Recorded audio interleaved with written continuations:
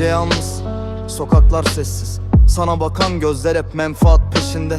Yanıp kül oldun, kim gördü farkında. Her düşen damla boşa akıyor sanki. Dost dediklerin çıktılar hepsi arkandan. Yaralarını sarmak yerine bastılar kanına. Söylesen duyan olur mu? Hayır.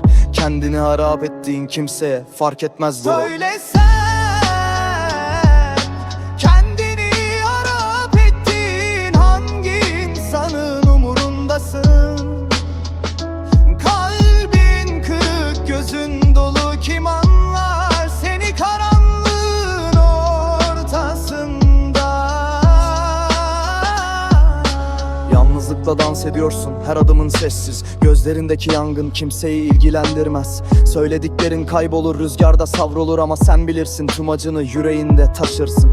Kapanmaz yaralar, alışılmaz hiçbir zaman. Ama ritim seni sarar, sözler döker acını. Belki bir gün anlarsın, değerini bilen sensin. Söylesen, belki de artık sadece kendine.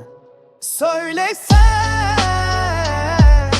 kendini harap ettiğin hangi insanın